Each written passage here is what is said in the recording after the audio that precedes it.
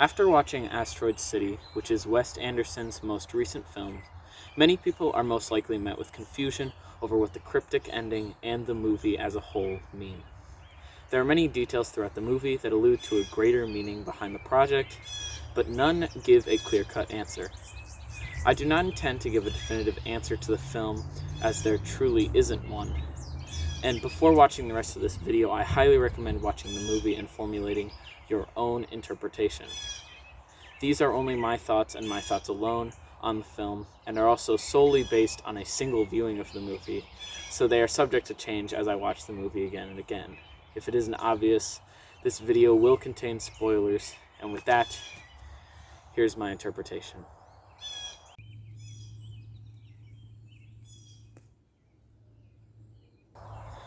The movie, to me, is wholly about meaning itself and how humans search for it, but rather than trying to fight for which way of finding meaning is correct, it instead shows many failed attempts and argues that searching for meaning is pointless.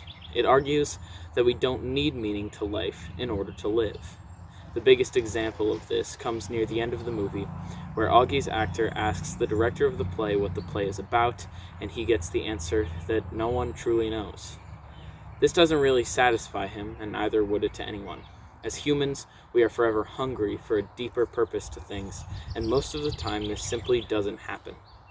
It's important to note here that the only person who might have been able to supply Augie with an explanation that he would have felt satisfied with, the playwright himself, is dead. This says in itself that the only people capable of giving our lives meaning or understanding the meaning of life itself are the people who have lived life to its end. The movie argues that something can't be analyzed until it has reached its ending point.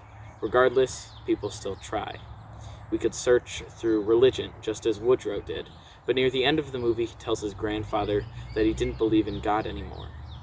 We could search through achievements, but Woodrow again in one scene looks at the medal he earns for his moon-projecting invention with discontent.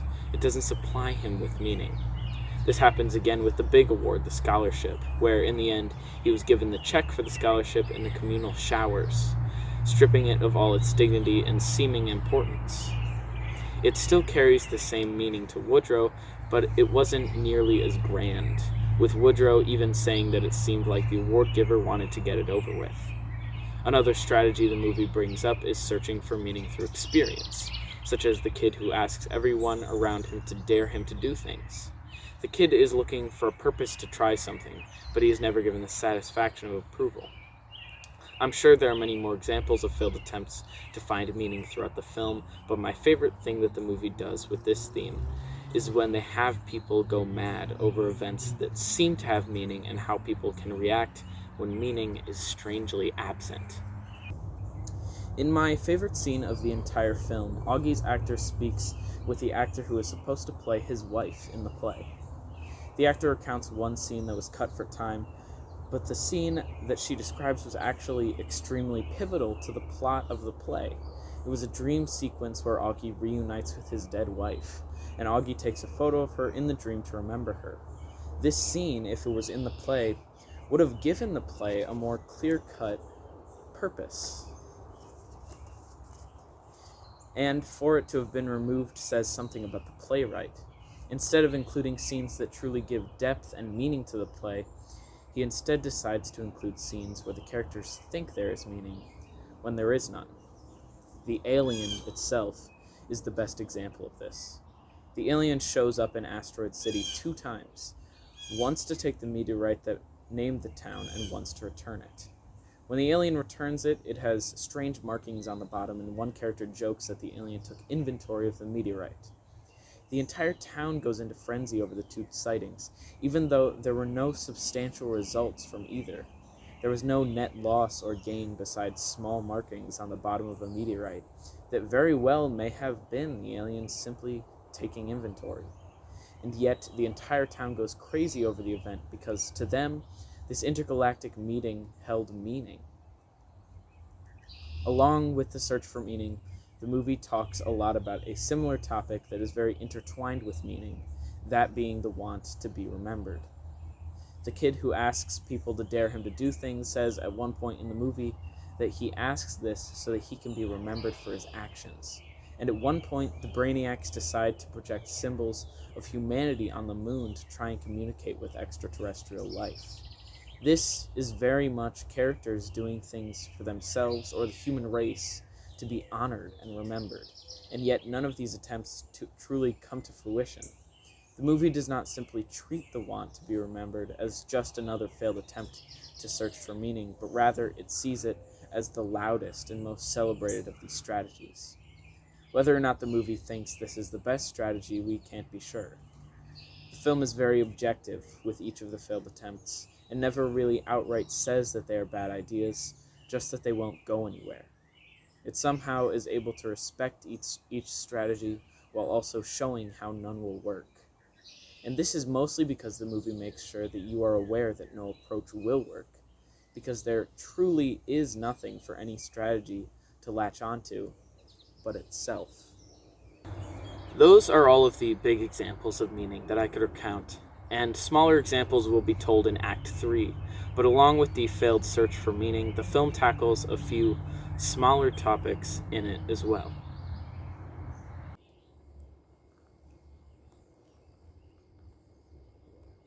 Besides meaning as a whole, the film also talks about grief, isolation, and COVID. Starting with grief, this is the most obvious theme in the movie.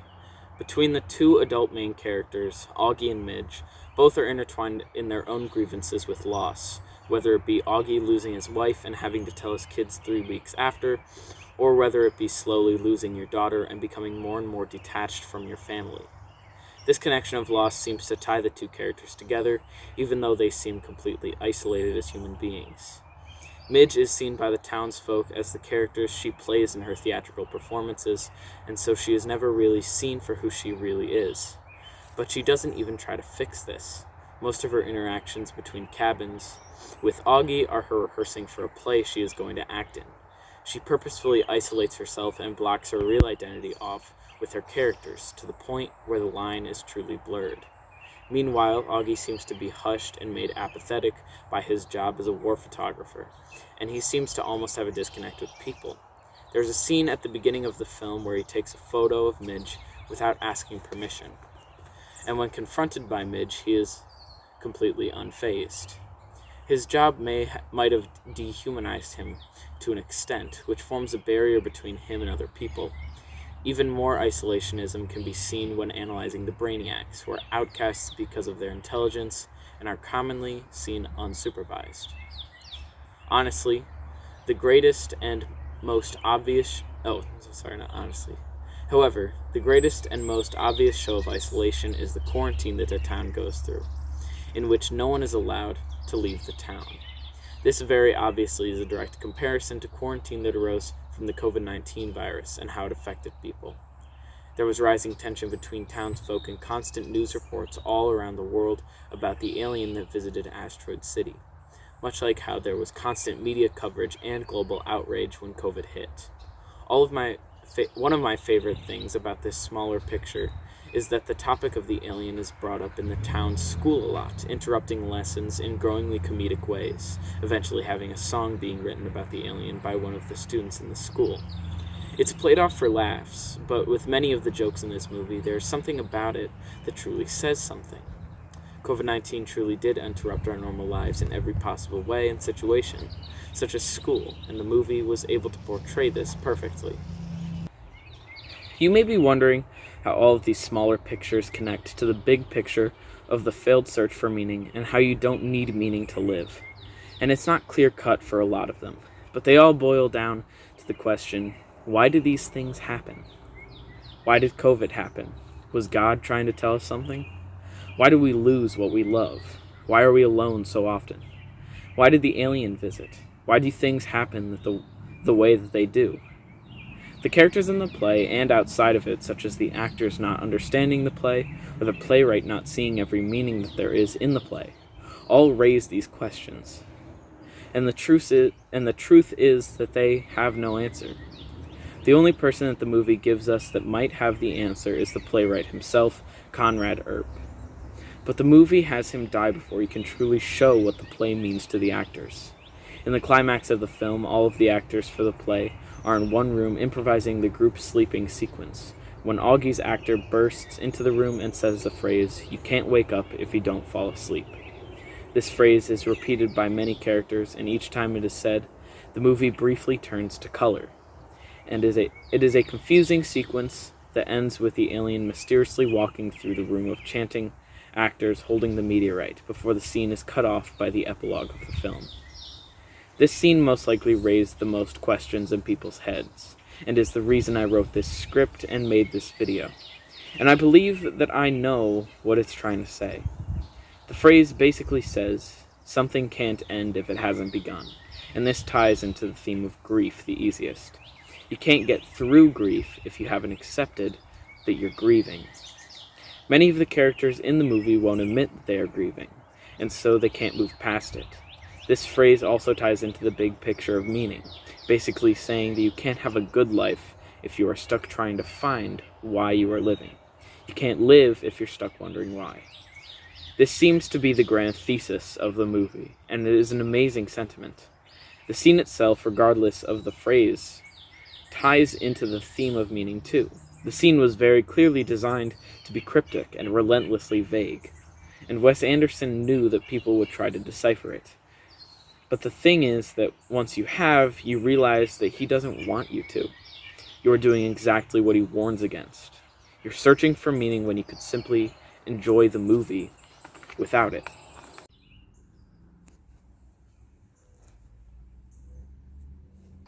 This film is very thorough and dense, and has many details that all add to the multiple meanings that it presents. A few that I have found are as follows. First, before the alien arrives on planet Earth in Asteroid City, Woodrow deciphers random intergalactic wavelengths that the labs in Asteroid City have picked up as a date. That date ended up being the date that the alien visited and took the meteorite. This deciphering of wavelengths in our space could show how deep we as humans are willing to go to find meaning in the great expanse, and we've done this in real life too, although this isn't the strongest connection. Second, the grandfather tries to tell Augie's 3 very young daughters many times that they should bury their mother's ashes at his house rather than in Asteroid City, which could be him leaning into sentimentality, but eventually he gives up and lets them bury her ashes in Asteroid City, giving up the meaning that the ashes had and realizing that it wouldn't make much of a difference. Augie seems to experience life mainly through pictures, as the first thing he wonders about his father-in-law's house is if he can turn one room into a dark room for its photography. And he takes pictures of things most of the time instead of simply enjoying the moment. This could be Wes Anderson attacking the behavior of people experiencing life through a camera lens or a screen, and wanting to have a lasting record of every event ever in order for the event to be remembered. None of the scenes that are described as being worked on when we are taken away from the performance of the play are ever seen in the play itself. I'll admit that I can't really find a reason behind this being the case, but I found it interesting. One example of this is the line that Augie's actor is told to audition with doesn't appear in the play itself, and has the character of Augie talking in a heartfelt manner about his wife living in the stars to his son. This line would have given Augie more character and a deeper connection to his family, and it being cut might have strengthened how isolated his character is.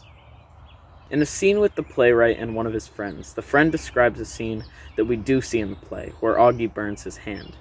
The playwright admits to not knowing why this happens in the story, and his friend says that he saw it as an excuse that Augie could make as to why his heart was beating so fast. The playwright says he did not think about the scene in this way.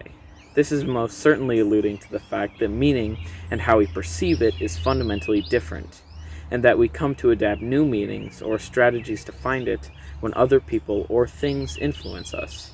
It may be the only time in the movie where the story looks at meaning in a positive light, and it is the only time where it was unintentional by the creator of the play.